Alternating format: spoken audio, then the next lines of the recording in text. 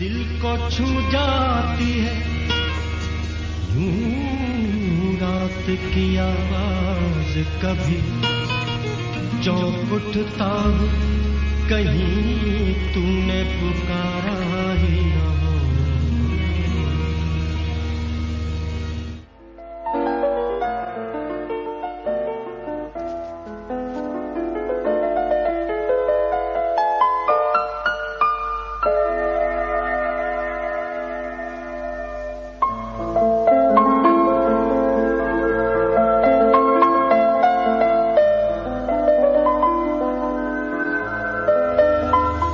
دل کو چھو جاتی ہے یوں رات کی آواز، کبھی چونک اٹھتا ہوں کہیں تو نے پکارا ہی نہ ہو۔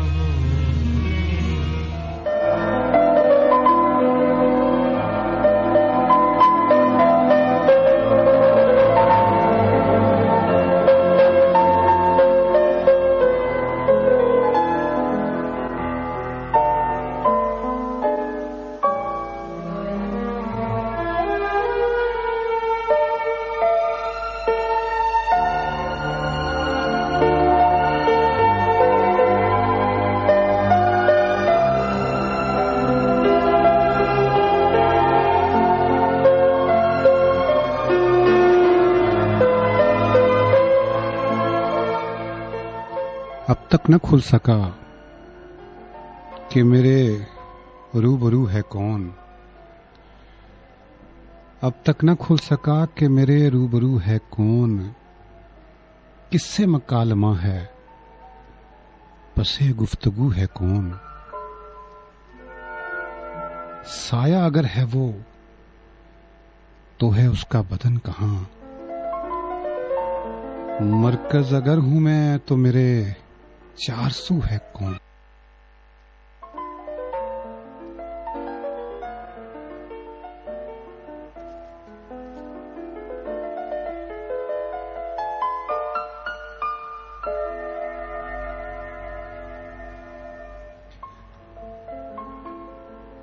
السلام علیکم پاکستان جی، شب کے 12:23 آپ کی اپنی میٹھی منٹھار برجستہ اور شائستہ فریکوینسی FM منٹ پاکستان، شب کی انتہائی نراوے ساعتوں میں پروگرام خواب دیجیے کے ساتھ سعید واسق اور میری آپ کی سنگت اس شہر سخن میں شعر و ادب کی اس محفل میں آج کی شب یعنی منڈے کو انہی ساعتوں میں انہی لمحوں میں تقریباً 12 بجے سے لے کے آج کل تو 12:15 بجے ملتے ہیں اور تقریباً 3 بجے تک ہماری یہ سنگت، ہمارا یہ ساتھ، ہماری کمپنی ایک دوسرے کے ساتھ جاری رہتی ہے۔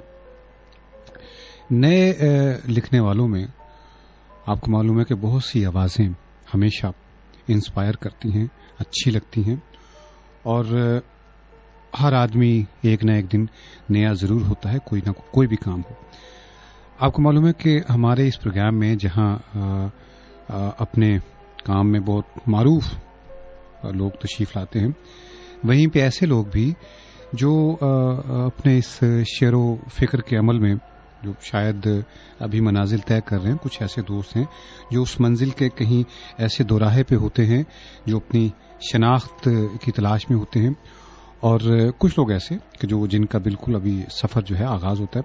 تو FM منٹ پاکستان کی ہمیشہ ایک کوشش ہوتی ہے کہ اس پروگرام میں، اس محفل شعر و ادب میں، اگرچہ بہت عرصے کے بعد ایسا ہوتا ہے کہ میں جو دوست یا جو شعراء ہیں ان کو پروگرام میں بلاتا ہوں۔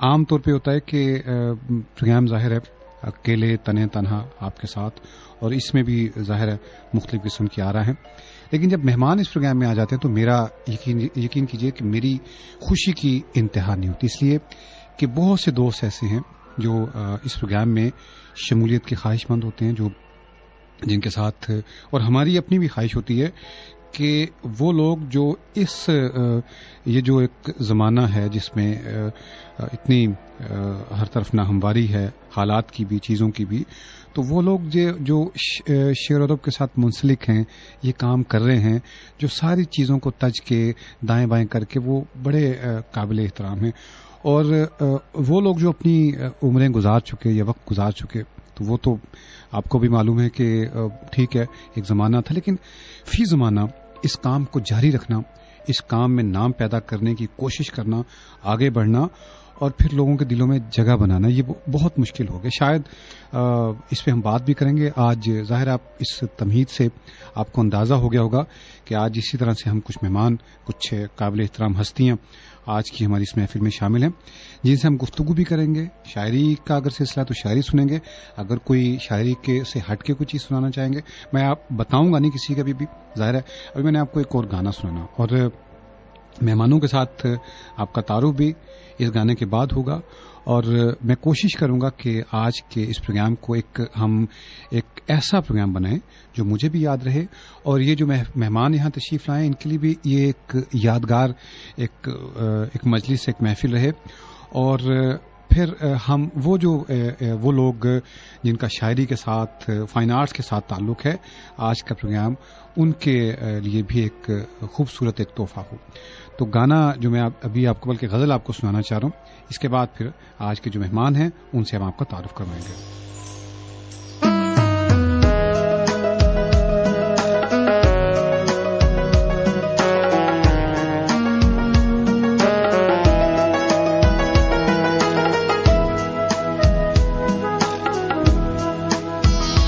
سوچوں پہ غم کی شال ہے، تم کیوں چلے گئے. سوچوں پہ غم کی شال ہے، تم کیوں چلے گئے.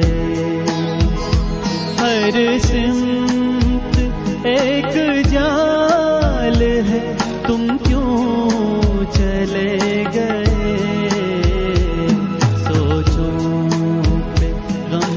شال ہے، تم کیوں چلے گئے.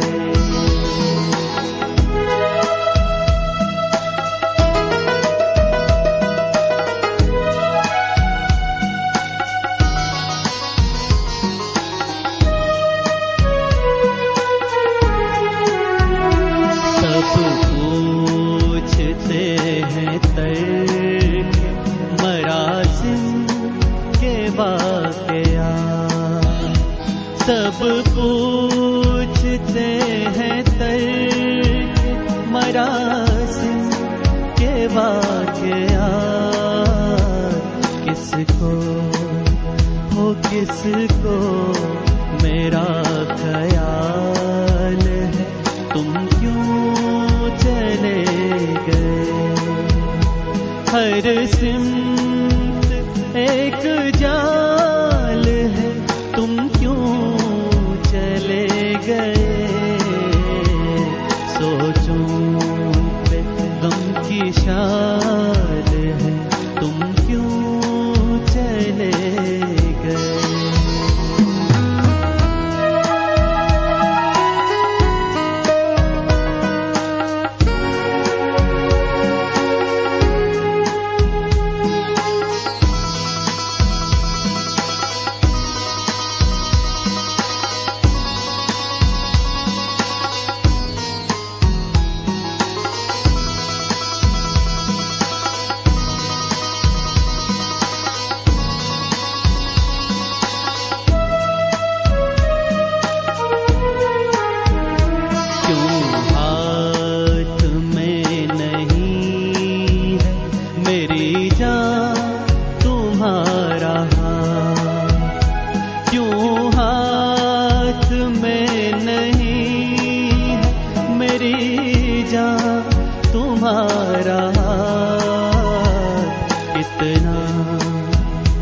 کتنا برا یہ سال ہے، تم کیوں چلے گئے.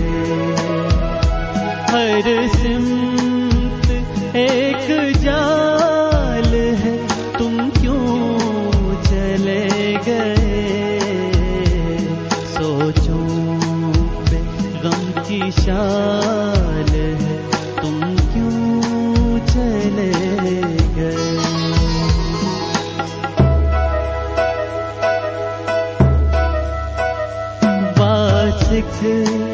میں کس طرح سے اٹھاؤں دکھوں کے بوجھ فاسق، میں کس طرح سے اٹھاؤں دکھوں کے بوجھ، سارا ہاں سارا بدن نرال ہے، تم کیوں چلے گئے؟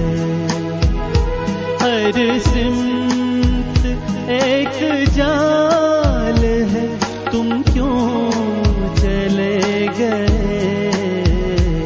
سوچوں پہ غم کی شال ہے، تم کیوں چلے گئے؟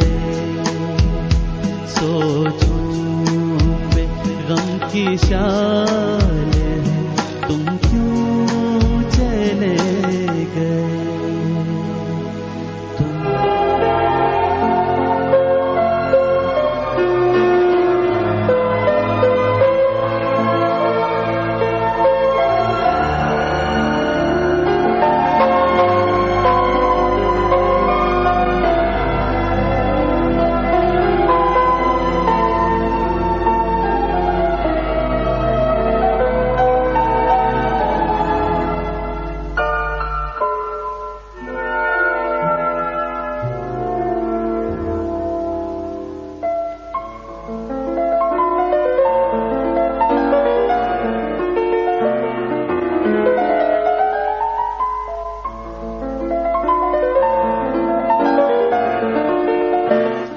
پروگرام میں جیسا کہ میں اس غزل سے پہلے کہا تھا کہ آج بہت اچھے اور بڑے کمال کے لوگ موجود ہیں. میں آج کے ان مہمانوں کا تعارف کرنا چاہوں گا. شعر و ادب کے ساتھ ان کا گہرا تعلق ہے. جو میرے آج کے سب سے پہلے مہمان ہیں ان کا نام سعید عاصم ہے. شعبہ تدریس کے ساتھ وابستہ ہیں اور محبت زخم دیتی ہے کہ نام سے ان کی کتاب جو ہے وہ کافی عرصہ پہلے اشاعت پذیر ہو چکی ہے اور شاعری اوڑھنا بچھونا ہے. اور اس کے ساتھ ظاہر ہے کہ اردو ادب یہ پڑھاتے ہیں اور پھر اس کے بعد اردو ادب کی ترویج کے لیے اس کی ترقی کے لیے یہ ایک کالج میں وہاں ٹیچنگ کے فرائض سر انجام دیتے ہیں.